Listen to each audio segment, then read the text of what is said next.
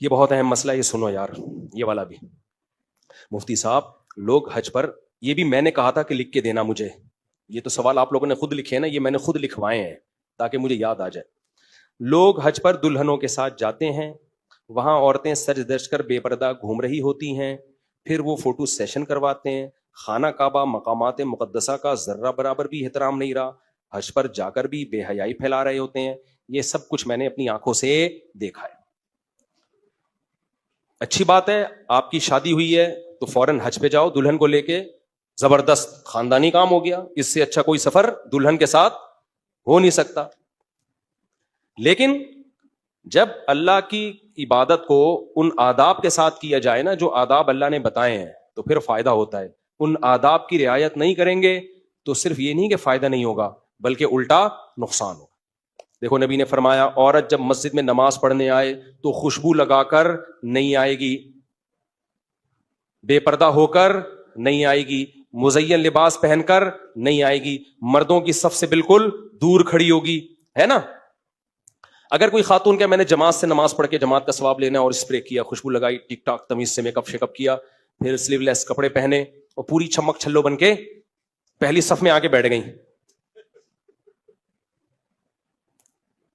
تو نماز کا ثواب ملے گا؟ بلکہ شیطان کہے گا کہ اگلی نماز میں بھی حاضری دینا، بہت خوشی ہوئی ہے مجھے، 5 نمازیں تکبیر اولیٰ کے ساتھ تم پڑھا کرو۔ یہ کہے گا کہ نہیں کہے گا؟ تو ایسے ہی اگر کوئی لڑکی، کوئی خاتون، کوئی دلہن پوری چمک چھلو بن کے حج کرنے جاتی ہے، فیس بک پہ پہلے اپنی تصویر ڈال رہی ہیں، انسٹاگرام پہ اپنی تصویر ڈال رہی ہیں۔ دلہنیں اکثر خوبصورت ہی ہوتی ہیں، وہ تو بعد میں ڈیزائننگ چینج ہوتی ہے ان کے تھوڑے دنوں کے بعد۔ کیا خیال ہے؟ حالات سسرال بگاڑ دیتا ہے ان کے چہروں کو، بعض دفعہ شوہر کی ٹینشن بگاڑ دیتی ہے، وہ بیسیوں مسائل ہوتے ہیں۔ تو فیس بک پہ، انسٹاگرام پہ اپنی تصویر ڈال دی، میں حج پہ جا رہی ہوں، اور پھر اپنے میاں نے بھی اپنی جو ہے نا وہ پورا گروپ فوٹو بنا کے، پھر وہاں بھی کوئی حیا، کوئی پردہ نہیں ہے، مکس گیدرنگ ہوتی ہے، ایک ہی ہوٹل میں سب ایک ہی میز پہ بیٹھ کے کھانا کھا رہے ہیں، اس کی بیوی کو آپ دیکھ رہے ہو، آپ کی بیوی کو، ٹھیک ہے وہاں دیکھنے نہیں گئے، لیکن حیا اور پردہ تو کوئی چیز ہے نا، حج میں تو خیال کر لو بھائی۔ تو یہ وہ حج نہیں ہے جس سے آپ کے گناہ معاف ہو جائیں گے، یہ الٹا وبال بن سکتا ہے آپ کے لیے۔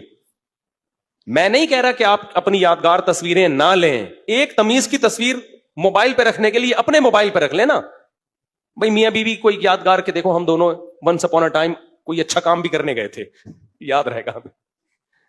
ایک تصویر لے لی، شوہر نے اپنے موبائل میں، بیگم نے اپنے موبائل، ختم۔ اس کو فیس بک پہ کیوں ڈال رہے ہو؟ اس کو انسٹاگرام پہ کیوں شیئر کر رہے ہو؟ پھر وہاں بھی بھائی تھوڑا سا ریزرو ہو کے بیٹھ جاؤ، آپ میاں بیوی ہو، تھوڑا کونے میں بیٹھ جاؤ تاکہ آپ کی بیوی پر دوسروں کی نظریں بولو نہ پڑے، تھوڑا احتیاط کر لو آپ۔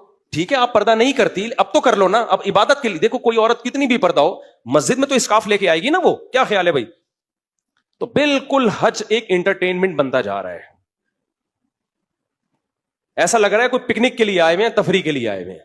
تو خدا را یہ کام مت کریں، کم سے کم حج کے دوران پراپر پردے کا خیال کریں، اس نیت سے کہ اللہ ہم جا رہے ہیں اپنے گناہ معاف کروانے اور اپنی زندگی کو چینج کرنے، اس نیت سے کہ امید ہے اللہ ہمیشہ کے لیے پردے کی توفیق دے دے گا۔ کتنے لوگ ہیں حج پہ گئے، داڑھی رکھ لی ہمیشہ کے لیے، نمازی بن گئے ہمیشہ کے لیے، بے پردہ عورتوں نے حج کیا ہمیشہ کے لیے، پردہ شروع کر دیا، لیکن وہاں جا کے ان کی نیت ہی نہیں ہوتی انسان کا بچہ بننے کی، ایک انٹرٹینمنٹ بن کے رہ گیا ہے۔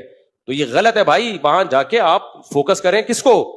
عبادت کو، دعاؤں کو، پردے کو۔ عورت کے لیے حج سے زیادہ اہم حکم پردے کا ہے، تبھی تو محرم کے بغیر سفر کی اجازت نہیں دی حج پہ بھی۔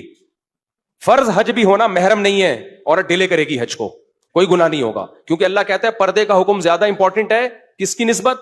حج کی نسبت۔ تو آپ نے حج میں ہی پردے کی دھجیاں اڑا دی، یہ بالکل غلط ہے، اس کا خیال کریں۔